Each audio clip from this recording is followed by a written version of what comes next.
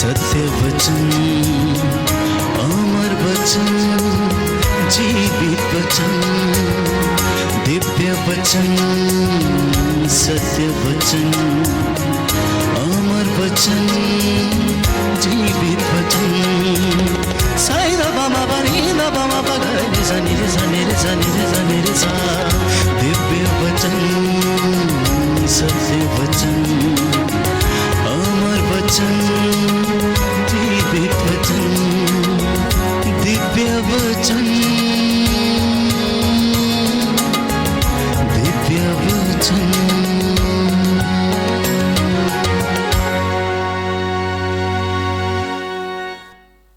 हमारा ये जीवन एक संघर्ष है और इसी के साथ साथ जब हम आध्यात्मिक जीवन की बात करते हैं तो आध्यात्मिक जीवन उससे भी बड़ा संघर्ष है। प्रार्थना करना आसान नहीं है, घंटों प्रभु के साथ बैठना आसान नहीं है, वचन को पढ़ना भी आसान नहीं है, और अधिकांशतः प्यारे भाइयों और बहनों प्रभु की हजूरी में आना भी आसान नहीं है, क्योंकि इंसान अपनी जिंदगी में, रोजमर्रा की जिंदगी में कुछ न कुछ कामों में व्यस्त रहता है। लेकिन मैं आपसे एक बात कह देना चाहता हूं कि अगर हम वास्तव में शांति का अनुभव करना चाहते हैं, उसके अनुग्रह का अनुभव करना चाहते हैं, तो हमें प्रभु के साथ विश्राम करने की जरूरत होगी। हम पढ़ते हैं यीशु के जमाने में कि यीशु ने चेलों से कहा, आओ हम थोड़ा विश्राम कर लें।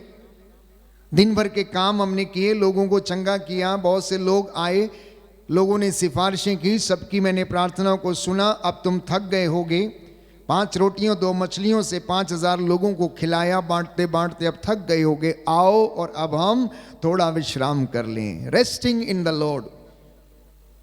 इतना ही नहीं, यीशु मसीह आदत के अनुसार, बाइबल कहती है, एकांत में पहाड़ी पर प्रार्थना करने के लिए जाते थे, आदत के अनुसार।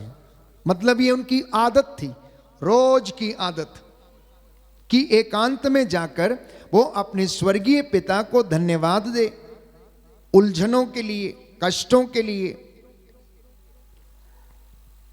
हो सकता है निराशा या थकावट या मायूसी के लिए। जब जब शास्त्री और फरीसी यीशु का विरोध करते होंगे तो उन्हें भी ठेस पहुंचती होगी, दुख होता होगा, इस मायूसी आती होगी। इसलिए वो एकांत में जाकर पिता से प्रार्थना करते, धन्यवाद देते और उनसे ऊर्जा को संचित किया करते थे। 40 का ये पवित्र काल, लेंटन सीजन जिसे हम कहते हैं, आप सबको मालूम है कि पवित्र कलीसिया हमें ये 40 दिन इसलिए देती है ताकि हम ईश्वर के साथ बैठें, उसकी बातों को हम सुने, हम उपवास और प्रार्थना का जीवन जीने की कोशिश करें, ताकि हम फिर से ईश्वर के साथ मेल कर लें। उपवास मसीही जीवन की ताकत है, प्रार्थना मसीही जीवन की ताकत है, प्रार्थना परिवारों की ताकत है। जो परिवार प्रार्थना में एक रहता है वो जुड़ा रहता है। लेकिन बहुत सारे लोग इन बातों को समझ नहीं पाते हैं। क्यों प्रार्थना करना है, क्यों उपवास करना है, क्या जरूरत है। उपवास करना ये कोई परंपरा नहीं है, या किसी व्यक्ति विशेष या याजक के द्वारा दिया गया संदेश नहीं है कि तुम लोग उपवास करो, बल्कि उपवास प्यारे भाइयों और बहनों पूरी तरह से बाइबल पर आधारित है। बहुत सारे लोगों के सवाल हैं कि हमें क्यों उपवास करना चाहिए। इसलिए क्योंकि इसे स्वयं परमेश्वर ने शुरू किया। इतना ही नहीं, पुराने विधान में हम पढ़ते हैं कि मूसा एवं निनवे के लोग, नबी योएल, यिर्मयाह और अधिकतर इस तरह के नबी और लोग उपवास के साथ प्रार्थना करते और अपने जीवन से इस प्रकार के बंधनों को तोड़ते थे। जब उनकी जिंदगी में कष्ट आते थे, परेशानियां आती थी, जब वो युद्ध हारने लगते थे, तो प्रभु के लोग, चुनी हुई प्रजा और याजक उसके सामने मंदिर में उपस्थित होकर प्रार्थना करते और उपवास किया करते थे, ताकि परमेश्वर का अनुग्रह उनके ऊपर उतरे। नए नियम में हम पढ़ते हैं कि चेलों ने, प्रेरितों ने उपवास किए। आपको याद है मार्कुस के सुसमाचार में हम पढ़ते हैं कि कुछ लोग एक बीमार व्यक्ति को यीशु के चेलों के पास लेकर चले आए, लेकिन वो उसे ठीक नहीं कर पाए और बाद में उसको यीशु के पास लाया गया। तो यीशु ने अशुद्ध आत्मा को डांटा और वह उसे तोड़ मरोड़ कर छोड़कर चला गया और वह लड़का ठीक हो गया। चेलों ने उन्हें एकांत में पूछा, हम ऐसा क्यों नहीं कर पाए हैं, हम ऐसा क्यों नहीं कर पाए जैसा आपने किया है? तो यीशु ने क्या जवाब दिया? ये जाति बिना प्रार्थना और बिना उपवास के नहीं निकाली जा सकती। विश्वासियों के जीवन में, अनुयायियों के जीवन में, जो प्रभु के अनुयायी हैं, उसके वचन को सुनते और समझते हैं, तमाम ऐसी बुराइयों से, दुष्ट आत्माओं से घिरे हुए, जकड़े हुए अगर आप चाहते हैं कि वो टूटे, तो 40 के इन विशेष दिनों में हमें उपवास और प्रार्थना के द्वारा अपने आप को, अपने विश्वास को दृढ़ करना और पवित्र करना होगा। और प्रभु वादा करता है कि मैं इन सारे बंधनों को तुम्हारे जीवन से तोड़ दूंगा। तो उपवास को शुरू करने वाला स्वयं प्रभु यीशु, प्यारे भाइयों और बहनों, जिसने शैतान से लड़ने से पूर्व 40 दिन और 40 रात उपवास किया। पवित्र आत्मा बपतिस्मा के बाद उन्हें ऊंची पहाड़ी पर ले गया, उन्हें प्रलोभन दिया गया, उनकी परीक्षा ली गई, लेकिन वचन के द्वारा प्रियजनों हम जानते हैं कि यीशु ने शैतान का सामना किया।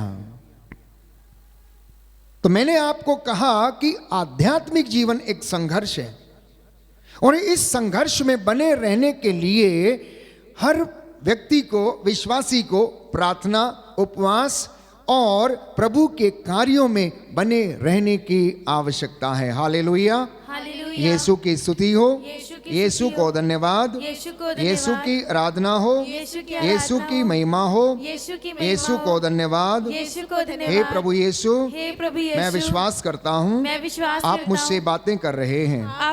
Hallelujah, hallelujah. आपका वचन कहता है, आपका वचन कहता है, मार्कुस का सुसमाचार अध्याय 13 पद संख्या 31, आकाश और पृथ्वी टल जाएं तो टल जाएं, आकाश और पृथ्वी टल जाए तो टल जाए, परंतु मेरे शब्द नहीं टल सकते। परंतु मेरे शब्द नहीं टल सकते। Hallelujah, hallelujah, hallelujah, hallelujah, hallelujah. Hallelujah. तो ये प्रभु के वचन थे। जब यीशु ने उन्हें कहा कि बिना उपवास और बिना प्रार्थना के ये जाति नहीं निकाली जा सकती, कहता है मेरे वचन सच्चे हैं, मेरे वचन अटल हैं।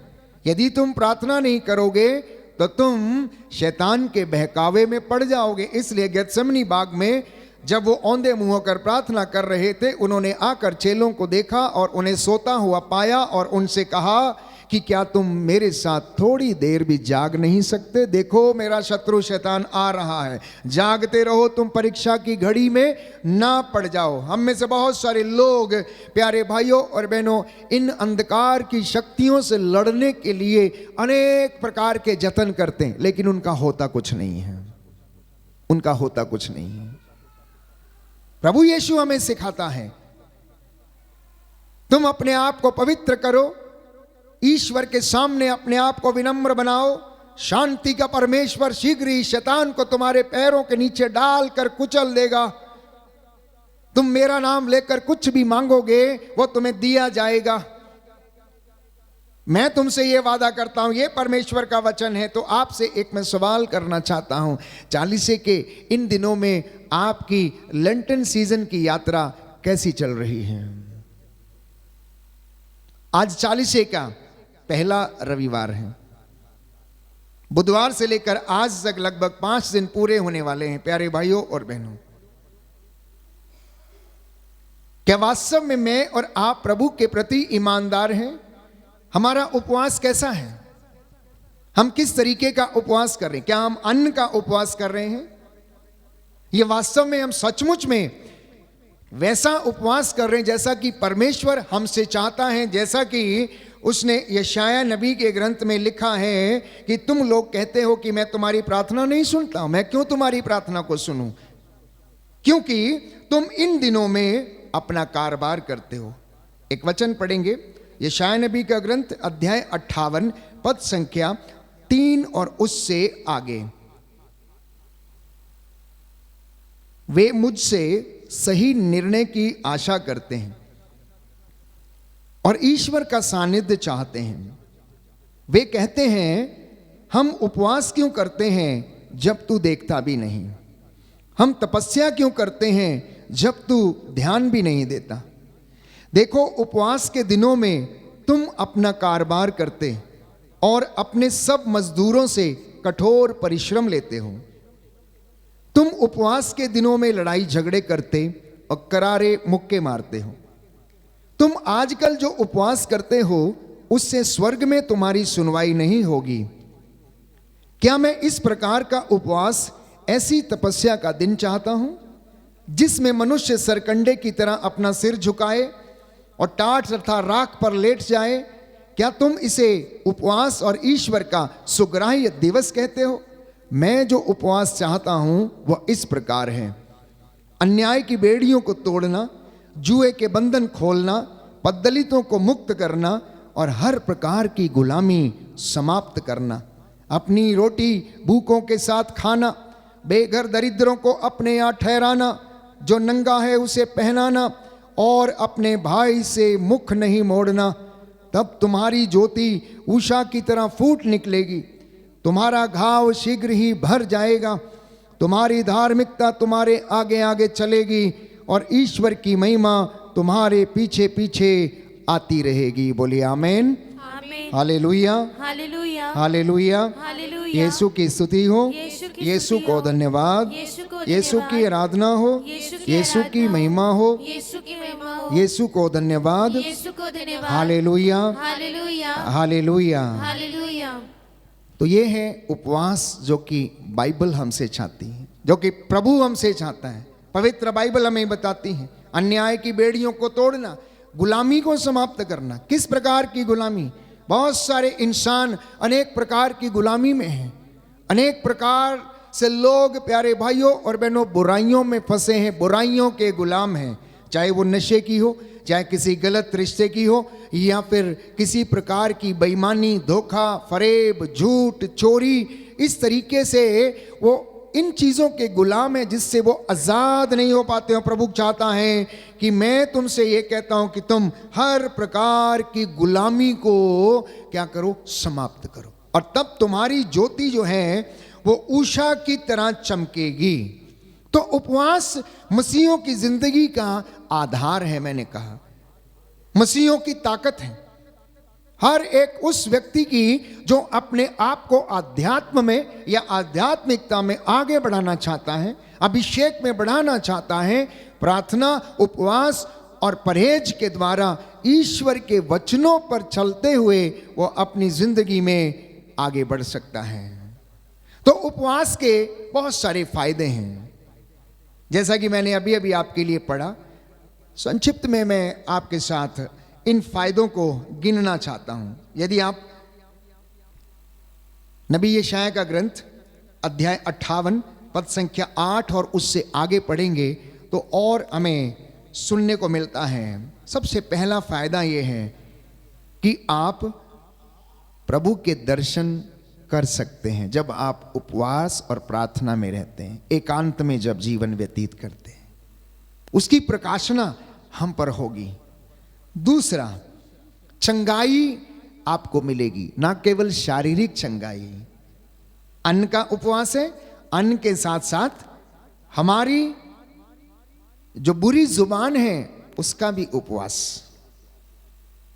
हम जल्दी चंगे हो सकते हैं जब हम उपवास और प्रार्थना में रहते हैं, तो हमारी धार्मिकता आगे आगे चलने लगती है और उसकी महिमा हमारे पीछे पीछे आने लगती है।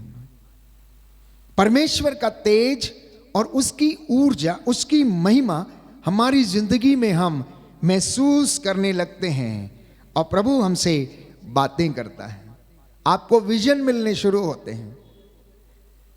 पांचवा फायदा कि हमारी प्रार्थना का उत्तर हमें मिलने लगता है। छठवां फायदा, प्रभु हमारा मार्गदर्शन करता है और हम जब वचन पढ़ते हैं तो उन वचनों के द्वारा हमारे बंधन टूटने लगते हैं और हम परमेश्वर की राह पर आगे बढ़ने लगते हैं। सातवां फायदा, जीवन को वो संतुष्टि प्रदान करता है ताकि हमारे पास जो कुछ है, जितना भी है, हम उसमें रहना सीख लेते हैं, हमें संतुष्टि मिलेगी, प्रभु के साथ जुड़ने की कृपा हमें मिलेगी प्यारे भाइयों और बहनों। आठवां फायदा, जीवन में एक अनेक विशेष प्रकार की ताजगी और पवित्र आत्मा का अभिषेक हम महसूस करेंगे जो हमारे अंतःकरण में प्यारे भाइयों और बहनों हमसे बात करेगा। नौवां फायदा, आपको आध्यात्मिक बल और सामर्थ्य मिलेगा और आप बलवंत होंगे, जैसा कि प्रभु के दास बाइबल हमें बताती हैं। पेतरुस, याकूब, योहन, पौलुस और उसके अनेक नबी जब वो उपवास करते, प्रार्थना करते, अपने आप को ईश्वर से जोड़ते थे तो प्रभु उन्हें सामर्थ्य प्रदान करता था। 10वां फायदा, आपके काम सफल होंगे। जिस काम में हाथ डालेंगे परमेश्वर आपको आशीष देगा। क्यों? क्योंकि आप उपवास, परहेज, तपस्या और प्रार्थना के द्वारा उसके साथ जुड़े हुए हैं। आप एक आने वाली पीढ़ी को एक ताकतवर, आपकी आने वाली पीढ़ियां ताकतवर होंगी और प्रभु उन्हें आशीर्वाद प्रदान करेगा। और इतना ही नहीं, जो खो गया है वो आपको वापस मिल जाएगा। अनेक प्रकार के फायदे हैं। मैंने देखा बहुत से लोग उपवास करते हैं शायद कि पतले हो जाएं या कोई बीमारी है, तब हम उपवास करते हैं। आध्यात्मिक जीवन में उपवास बहुत महत्व रखता है। आध्यात्मिक जीवन में उपवास और प्रार्थना का विशेष महत्व है। जब मैं और आप ईश्वर की खोज में आगे बढ़ते हैं प्यारे भाइयों और बहनों, तो हमें इस प्रकार के धार्मिक कार्यों को करना होगा और उसमें बढ़ने की आवश्यकता है। तो बाइबल हमें बताती है कि ये 40 दिन किस तरीके से महत्व रखते हैं। सबसे पहला कि मूसा 40 दिन सिनाई पर्वत पर रहा, वहां पर उसने प्रार्थना किया, उपवास किया और उसके बाद परमेश्वर ने उसे विधान की पाटियां दी, उसके ऊपर नियम लिख के दिए और वो लोगों को ला कर देता है और ईश्वर के नियम लोगों को सुनाता है। दूसरा हम पढ़ते हैं कि नूह के जमाने में जब जल प्रलय आया था तो 40 दिन 40 रात लगातार वर्षा होती रही और लगभग 40 दिन के पश्चात वहां जल प्रलय का जल जो था वो सूख गया। निनवे शहर के लोगों को चेतावनी दी गई थी कि आज से 40 दिन के बाद निनवे शहर नष्ट कर दिया जाएगा अगर ये प्रायश्चित नहीं करेगा और प्रभु के पास नहीं लौटेगा। मरुभूमि की वो यात्रा जो लगभग 13 दिन की यात्रा थी, 40 वर्षों तक परमेश्वर इजरायलियों को लेकर घूमता रहा। कहां पर? मरुभूमि में। क्यों लेकर घूमता रहा? इसका जवाब हमें मिलता है विधि विवरण ग्रंथ अध्याय 6 पद संख्या 8 में कि क्यों परमेश्वर इजरायलियों को लेकर मरुभूमि में 40 वर्ष तक लगातार घूमता रहा। क्यों एक दिन में नहीं ले गया? क्यों 10 दिन में नहीं ले गया? उसका मकसद था, उसके पीछे इसका मकसद था। क्या मकसद था? सुनिए, विधि विवरण ग्रंथ अध्याय 8 पद संख्या 2, बुक ऑफ ड्यूटरोनॉमी चैप्टर 8 वर्स 2। मरुभूमि में इन 40 वर्षों की वह यात्रा को याद करो जिसके लिए तुम्हारे प्रभु ईश्वर ने तुम लोगों को बाध्य किया था। उसने तुम्हें दीनहीन बनाने के लिए ऐसा किया। क्या करने के लिए? दीनहीन बनाने के लिए, विनम्र बनाने के लिए। इसलिए 40 वर्षों तक लेकर घूमता रहा। उस जगह में नहीं ले गया, कनान की भूमि में नहीं ले गया जहां दूध और मधु की नदियां बहती थीं। वहां कुछ ऐसा भी करना चाहता था जैसा कि लिखा है, तुम्हारी परीक्षा लेने के लिए तुम्हारे मनोभावों का पता लगाने के लिए और इस प्रकार यह जानने के लिए कि तुम उसकी आज्ञाओं का पालन करते हो या नहीं। वो लगभग 40 वर्षों तक इजराइलियों को लेकर मरुभूमि में घूमता रहा, क्योंकि इजरायली लोग मिस्र की गुलामी में रहते वक्त वहाँ के बहुत सारी ऐसी चीज़ों से प्रभावित हो चुके थे जो कि ईश्वर की आज्ञा के विरुद्ध थे, ईश्वर के नियमों के विरुद्ध थे। इसलिए परमेश्वर ये चाहता था कि वे अपने पुराने स्वभाव को छोड़ें। आपको याद है इजरायलियों ने मूसा से शिकायत की कि तू हमें यहाँ पर क्यों लेके आया, अच्छा होता कि हम मिस्र में रहते, वहाँ हमें मोटी मोटी मांस मिलता था खाने को, हड्डियाँ मिलती थी खाने को, सब कुछ, यहाँ हम भूखे मर रहे हैं। ऐसी तमाम बातों पर उनका जीवन निर्भर था। लेकिन बाइबल ये कहती है, परमेश्वर ने उनसे कहा, प्यारे भाइयों और बहनों, कि मनुष्य रोटी से ही नहीं जीता है, वह मनुष्य के, वह ईश्वर के मुख से निकले हुए हर एक शब्द से जीता है। तो अगले वचन में लिखा है, उसने तुमको त्रस्त किया, भूखा रखा, फिर तुम्हें मन्ना भी खिलाया, जिसे ना तुम जानते थे और ना तुम्हारे पूर्वज ही। इससे उसने तुमको यह समझाना चाहा। ईश्वर ने लोगों को यह समझाना चाहा कि मनुष्य रोटी से ही नहीं जीता, वह ईश्वर के मुख से निकलने वाले हर एक शब्द से जीता है।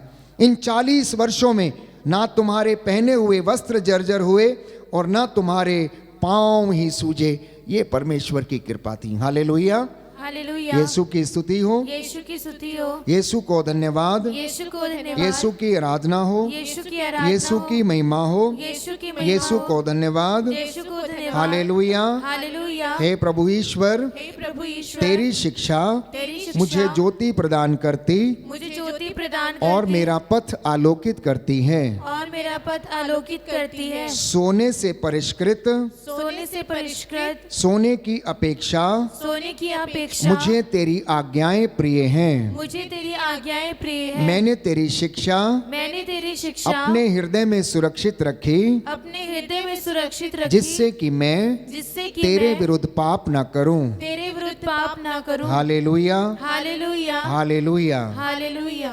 बात जब 40 की आती है, चाहे वो 40 दिन हो, चाहे वो 40 वर्ष हो, इसी के साथ हम ये देखते हैं कि यीशु मसीह ने 40 दिन और 40 रात भूखे प्यासे रहकर अपने आप को तैयार किया। उन्हें क्या जरूरत थी? बाइबल तो ये कहती है कि वो स्वयं ईश्वर थे, लेकिन उन्होंने ईश्वर की बराबरी नहीं की। ईश्वर ने उन्हें सारे नामों में सर्वश्रेष्ठ नाम प्रदान किया था। बाइबल ये कहती है कि जब उनके दुख भोग का समय आया तो प्यारे भाइयों और बहनों, पिलातुस के सामने वो खड़े थे। यदि वो चाहते तो पिता ईश्वर से प्रार्थना करते, वो सैकड़ों स्वर्गदूतों की सेना उनके लिए भेज देते, लेकिन उन्होंने ऐसा नहीं किया। उन्होंने एक साधारण मनुष्य की तरह जीवन जिया, लेकिन वो पाप से दूर रहे, वो निष्कलंक रहे। उन्होंने अपने आप को पवित्र बनाए रखा, वो आज्ञा का पालन करते रहे। सलीब की उस मौत को उन्होंने स्वीकार किया। लोगों के सामने उन्होंने गाली नहीं दी प्यारे भाई और बहनों, बल्कि उनको क्षमा किया। और वही प्रभु मेरे और आपके लिए सूली चढ़ गया। लेकिन उससे पहले उन्होंने 40 दिन 40 रात उपवास और प्रार्थना करके अपने आप को तैयार किया एक आध्यात्मिक युद्ध लड़ने के लिए, शैतान का सामना करने के लिए, सलीब को उठाने के लिए, मेरे और आपके गुनाहों का बोझ अपनी कंधों पर उठाने के लिए उसने अपने आप को तैयार किया। तो जब मैं और आप आध्यात्मिक युद्ध की बात करते हैं, स्पिरिचुअल वॉरफेयर की बात करते हैं, तो मैंने कहा यह इतना आसान नहीं है। 2 घंटे प्रार्थना करना, नित्य प्रतिदिन ईमानदारी से रोज उसके नाम को सिमरन करना, आरती करना, धूप बत्ती करना, उसके सामने घुटने टेकना, ये कोई आसान जिंदगी नहीं, आसान बात नहीं है।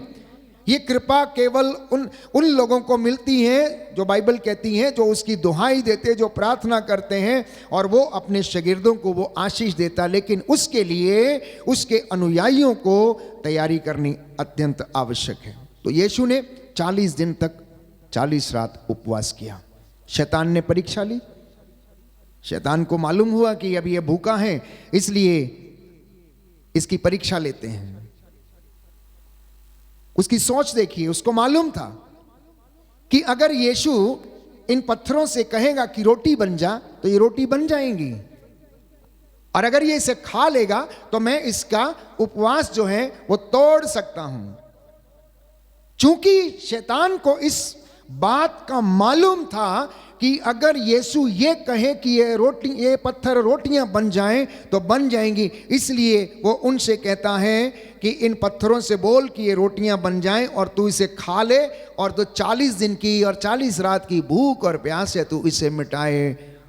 और यीशु उसे जवाब देता है कि मनुष्य रोटी से ही नहीं जीता, वो ईश्वर के मुख से निकलने वाले हर एक शब्द से जीता है।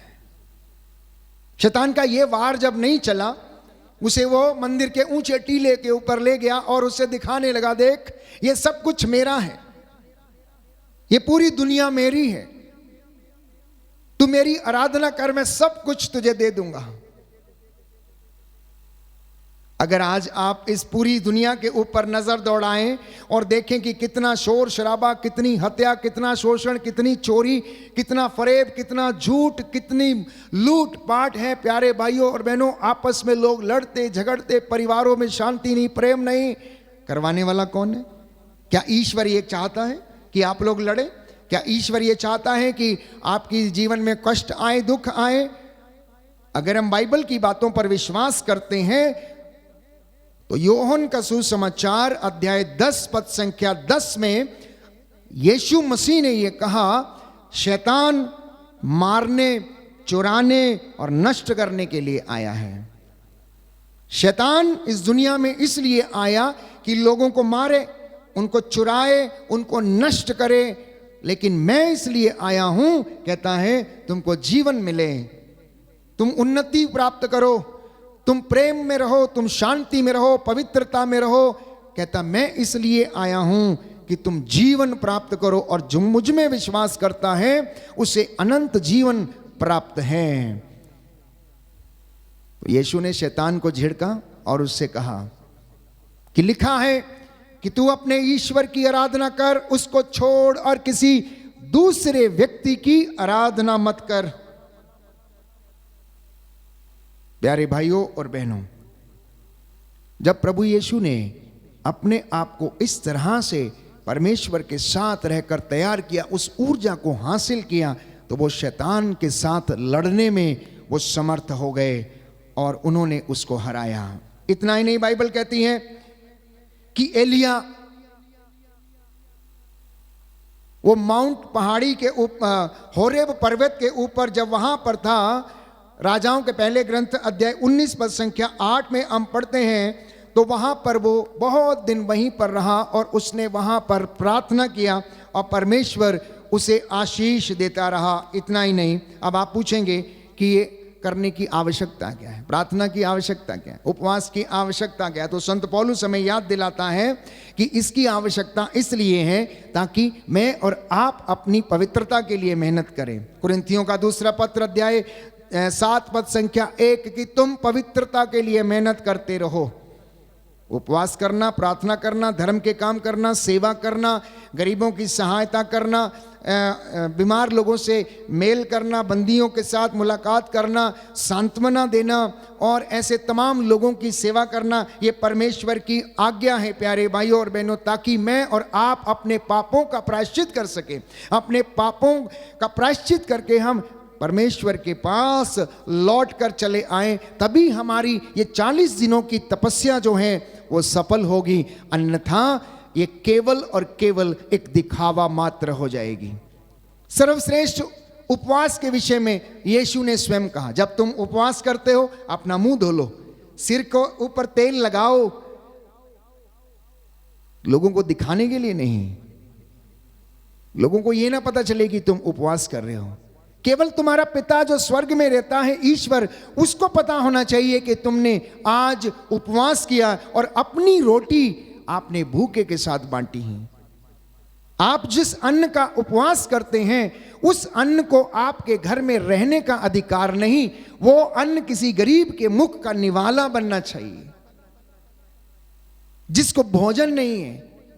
आप 3 टाइम खाते होंगे, लेकिन इस दुनिया में ऐसे भी लोग हैं जिनको एक वक्त की रोटी में नहीं मिलती, प्यारे भाइयों और बहनों। तो ये भोजन ऐसे लोगों के मुख का निवाला बने। जाके ढूंढिए, कहीं ना कहीं पड़े होंगे किसी गली में से सड़क के ऊपर इधर उधर बेचारे लाचार पड़े होंगे, जिनको कोई देने के लिए नहीं है, बेचारे इधर उधर भटकते फिरते हैं। ये सच्चा उपवास है। और प्रभु कहता है तुम अपनी इस रोटी को भूखों के साथ बांटो।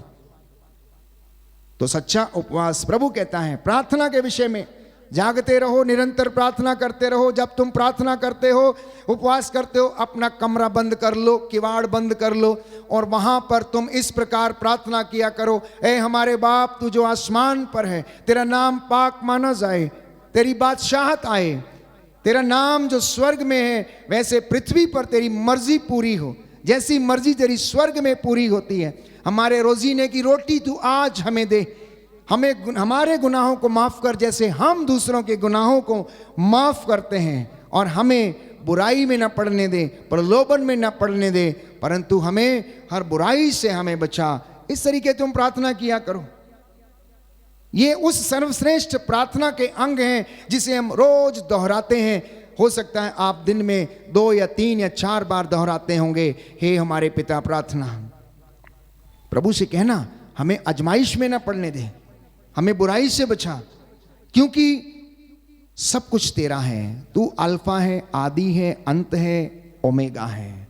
सब कुछ तेरे द्वारा, तेरे लिए, और सब कुछ तेरे लिए सृष्टि किया गया है। संत पौलुस कहता है सब कुछ उनके द्वारा और उनके लिए सृष्टि किया गया है। इसलिए 40 के ये पवित्र दिन, लेंटिन सीजन, प्यारे भाइयों और बहनों, प्रभु के पास लौटने का समय है। पहली बात सुन लीजिए ध्यान से, प्रभु के पास लौटने का समय है।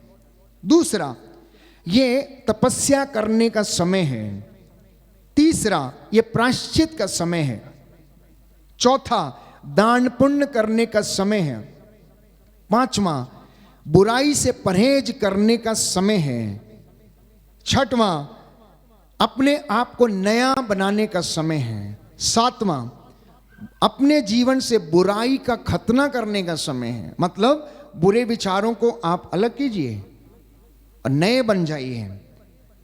आठवां, टाइम ऑफ रिन्यूअल, ये नवीनीकरण का समय है। ये नवीनीकरण का समय है। 40 काल के ये 5 सप्ताह प्यारे भाइयों और बहनों मुझे और आपको ये नया बल प्रदान करेंगे। जो वो लोग विशेष रूप से रोग बीमारी से, अशुद्ध आत्माओं से, अंधकार की शक्तियों से लड़ रहे हैं, आप उपवास करना और आप देखेंगे कि इन 40 दिनों के पश्चात आप एक नए व्यक्ति होंगे। आपकी सोच नई होगी, आपके अंदर एक नया उत्साह होगा।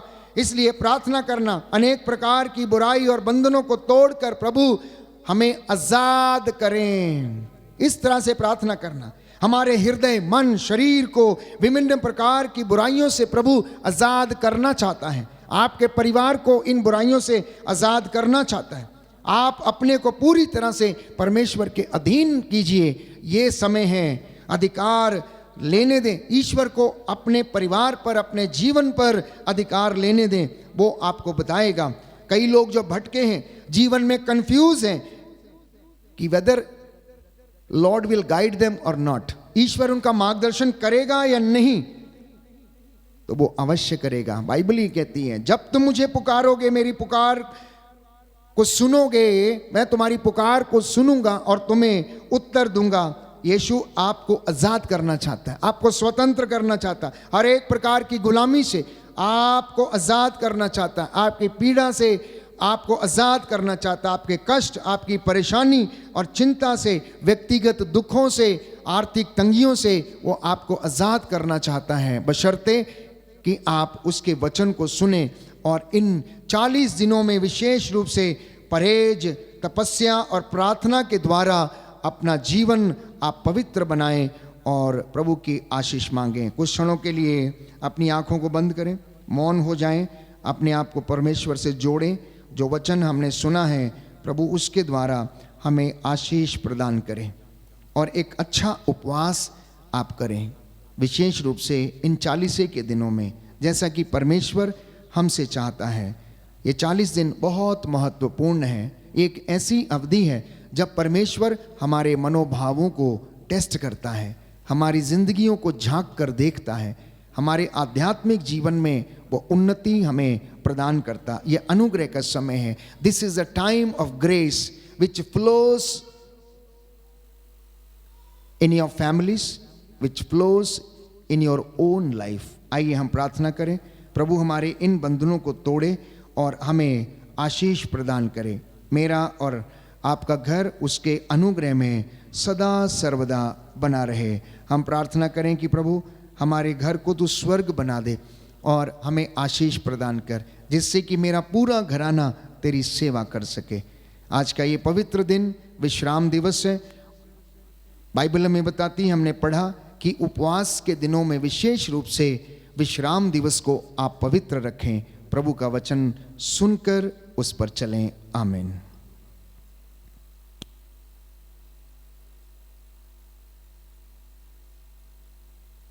आइए हम प्रार्थना करें अपने परिवारों के लिए कि मेरे घर को प्रभु स्वर्ग बना, मेरे जीवन को प्रभु अपनी हुजूरी में स्वीकार कर और हमें आशीष प्रदान कर। हम तेरी दया से आगे बढ़ते जाएं और अपनी जिंदगी में कृपा को अनुभव करें। मेरे घर को स्वर्ग बना दे, कुछ और न मांगू। मेरे घर को स्वर्ग बना दे, कुछ और न मांगो। मेरे घर को स्वर्ग बना दे, कुछ और न मांगू। मेरे घर को स्वर्ग बना दे, कुछ और न मांगो। प्रार्थना करें, प्रार्थना करें। गुनहगार को भक्त बना दे, कुछ और न मांगू। गुनहगार को भक्त बना दे, कुछ और न मांगो। गुनहगार को भक्त बना दे, कुछ और न मांगू। गुनहगार को भक्त बना दे, कुछ और न मांगो। मेरे घर को स्वर्ग बना दे, कुछ और न मांगू। मेरे घर को स्वर्ग बना दे, कुछ और न मांगो। मेरे घर को स्वर्ग बना दे, कुछ और न मांगू। मेरे घर को स्वर्ग बना दे, कुछ और न मांगो। गुनहगार को भक्त बना दे, कुछ और न मांगू। गुनहगार को भक्त बना दे, कुछ और न मांगो। गुनहगार को भक्त बना दे, कुछ और न मांगू। गुनहगार को भक्त बना दे, कुछ और न मांगो। मेरे घर को स्वर्ग बना दे, कुछ और न मांगो। मेरे घर को स्वर्ग बना दे, कुछ और न मांगो। द्वार तेरे हैं, मैं हूँ आया। द्वार तेरे हैं, मैं हूँ आया। अपना परिवार तुझे चढ़ाया। अपना परिवार तुझे चढ़ाया। द्वार तेरे में चल कर आया। द्वार तेरे में चल कर आया।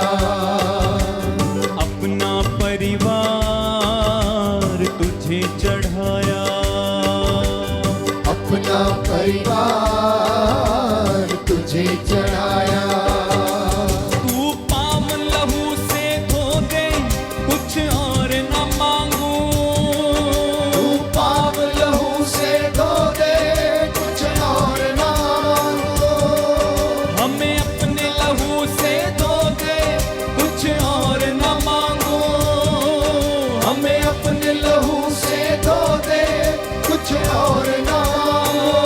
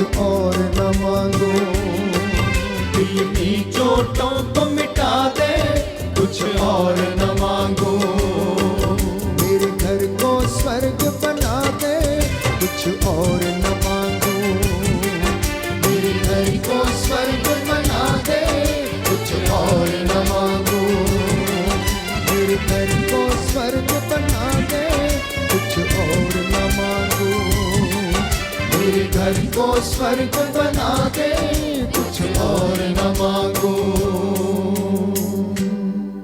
प्रार्थना करें प्यारे भाई प्यारी बहन, ये पवित्र समय है, समर्पित करें अपने अपने परिवार को। नौजवान बेटे और बेटियां अपनी पढ़ाई लिखाई, अपनी नौकरी पेशे को, आपकी जो योजनाएं हैं अपने जीवन को समर्पित करना। परमेश्वर आपके लिए अच्छी अच्छी नौकरियों का प्रबंध करे, आपके लिए अच्छे वर और वधू का प्रबंध करे, आपके भविष्य को वो उज्जवल करे। इसके लिए प्रार्थना करते जाएं और कहें, हे पिता हमारी प्रार्थना सुन। हे पिता हमारी प्रार्थना सुन। प्रार्थना करना विशेष रूप से अपने देश के लिए कि हमारे देश में शांति अमन चैन बना रहे। पिता ईश्वर, हमारे देश पर तेरा आशीर्वाद उतरे, हमारे देशवासियों पर, अधिकारियों पर, शासकों प्रशासकों पर, सभी मानव जाति पर, सारे बच्चों नौजवान बेटे बेटियों को प्रभु आशीष देना, जिससे कि प्रभु हम सब लोग तेरी अगुवाई में चलें, तेरे मार्ग पर आगे बढ़ते रहें, हम सत्य की खोज में लगे रहें। इसके लिए हम प्रार्थना करें। हे पिता हमारी प्रार्थना सुन। हम विशेष रूप से इस वक्त प्रार्थना करते हैं जो बीमार हैं, रोग शैया पर हैं, हमारे बुजुर्ग माता पिता, दादा दादी, नाना नानी जो अपनी बुजुर्गी में हैं, भयंकर कष्टों से जूझ रहे हैं, अनाथ आश्रम में, वृद्धाश्रम में हैं, अस्पतालों में जो लोग पड़े हुए हैं, उनको याद करना और प्रार्थना करना। जो पैरालाइज से अटैक से पीड़ित हैं, जो हृदय के घात से पीड़ित हैं, कैंसर जैसी बीमारियों से पीड़ित हैं, प्रभु ईश्वर उनके दुखों को सहने की उन्हें शक्ति प्रदान करे। इसके लिए हम प्रार्थना करें। हे पिता हमारी प्रार्थना सुन। अपने लिए भी प्रार्थना करना कि हे प्रभु आप हमें भी आशीर्वाद प्रदान करना, हमारे हाथ पैरों में बल देना, जिससे कि हम आपकी हजूरी में सदा बने रहें, हम आध्यात्मिक संघर्ष आपकी कृपा से करने वाले बन सकें। इसके लिए हम प्रार्थना करें और कहें, हे पिता हमारी प्रार्थना सुन। विशेष रूप से हम अपनी पवित्र कलीसिया के लिए प्रार्थना करें, सभी धर्माधिकारियों के लिए, धर्माध्यक्षों के लिए, प्रचारकों, पुरोहितों के लिए, जो दूर दराज में प्रभु के नाम को ऊंचा करते उसकी सेवा करते हैं। हे प्रभु इन्हें पवित्रता का वरदान मिले और तो इन्हें सुरक्षित रखे। इसके लिए हम प्रार्थना करते हैं। हे पिता हमारी प्रार्थना सुन। हम प्रार्थना करते हैं कि जहाँ जहाँ पर अशांति है उस जगह पर शांति आए। हमारे पड़ोसी देशों में हे प्रभु तेरा आत्मा उन पर अधिकार ले और हर प्रकार के शैतानी ताकतों से, बदरूहों के लश्करों से, बंधनों से लोगों को बचाए और तेरी आशीष उन्हें मिल जाए। इसके लिए हम प्रार्थना करते हैं। हे पिता हमारी प्रार्थना सुन। Hallelujah, hallelujah, hallelujah, hallelujah. यीशु की स्तुति हो, यीशु की स्तुति यीशु हो। को धन्यवाद। यीशु को धन्यवाद। हे प्रभु यीशु, हे प्रभु यीशु, मैं अपने शरीर को मैं अपने शरीर सिर को से लेकर पांव की तलियों तक सिर से लेकर पांव की तलियों तेरे तक पवित्र लहू से तेरे पवित्र लहू से विलेपन करता हूँ। विलेपन करता हूँ। हे प्रभु यीशु, हे प्रभु यीशु, मुझे चंगाई प्रदान कीजिए। मुझे चंगाई प्रदान कीजिए। तेरा वचन कहता है, तेरा वचन कहता है, मैं वो प्रभु हूँ मैं वो प्रभु जो तुम्हें स्वस्थ करता है। जो तुम्हें स्वस्थ करता है। तुम अपने प्रभु ईश्वर की तुम अपने प्रभु ईश्वर की सेवा करोगे सेवा करोगे और वह तुम्हारे और वह तुम्हारे अन्न जल को आशीर्वाद देगा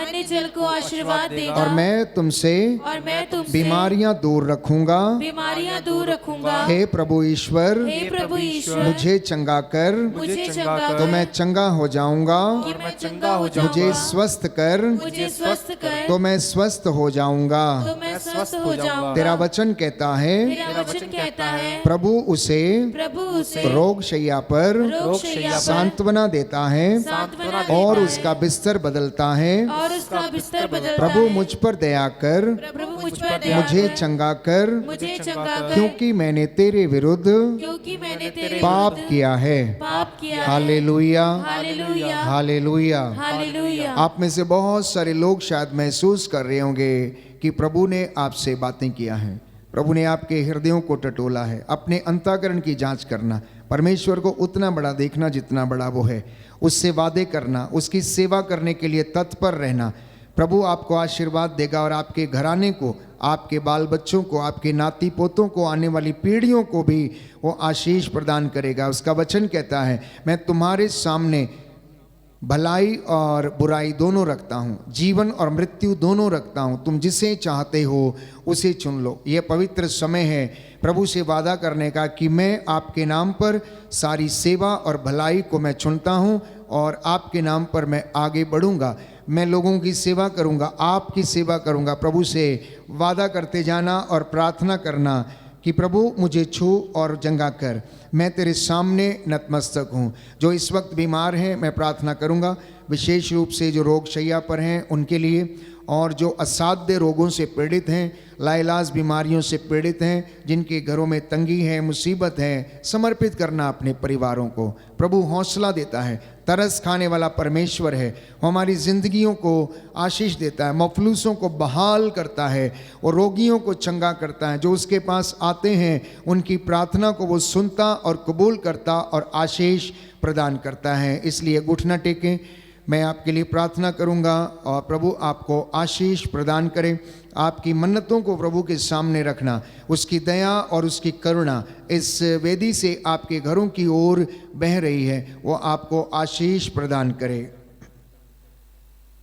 दया करने वाले, चंगा करने वाले यीशु राजा, अब तू अपने इन बच्चों पर दया कर। बड़ी श्रद्धा और भक्ति से इन्होंने तेरा वचन सुना है, अब तू इन्हें चंगा कर और इनके रोगों से इन्हें आज़ाद कर। तेरा वचन इनके जीवन में महिमा पाए। मैं तेरा दास इन्हें तेरे हाथों में सौंप देता हूँ। तू दया का राजा है, दया करने वाला है, चंगा करने वाला परमेश्वर है। तेरी महिमा इनके परिवार में और इनके घरों में सदा सर्वदा बनी रहे। हे प्रभु, ये तेरे चरणों में आए हैं, इन पर दया कीजिए, इनके परिवारों पर, इनके खेत खलिहानों पर, इनके काम पर, इनकी फसलवाड़ी पर, इनके दफ्तरों पर और इनकी हर एक योजनाओं पर अपनी आशीष बरसाने की कृपा कर। तेरा वादा है, जो मेरे पास आएगा अंधकार में नहीं भटकेगा, मैं उसे जीवन की ज्योति प्रदान करूंगा। आज अपने इन बच्चों की प्रार्थनाओं को सुन और उसे कबूल कर। याद कर, तूने अंधों को आंखें दी, बहरों को कान दिए, गूंगों को वाणी दी, लंगड़ों को पांव दिए, अर्धांग रोगियों को चंगा किया, मुर्दों को जिलाया, पापियों को शिफा दी। जो भी तेरे पास आया तूने उसे खाली हाथ नहीं लौटाया। तू अपने इस दास की प्रार्थना को सुनने की कृपा कर। तेरे छूने से रोगी चंगे होते हैं। खुदावन, तू हमारा उद्धार करता है, हमें चंगाई देता है। तेरे पवित्र दाहिने हाथ से हमारा उद्धार करने की कृपा कर। हमें संरक्षण प्रदान कर, शैतान की सभी चालों से, षड्यंत्रों से, दुरात्मा शक्तियों से हमें बचा के रखने की कृपा कर। तू अपने दास की प्रार्थना को सुन, उद्धार करता यीशु प्रभु के द्वारा।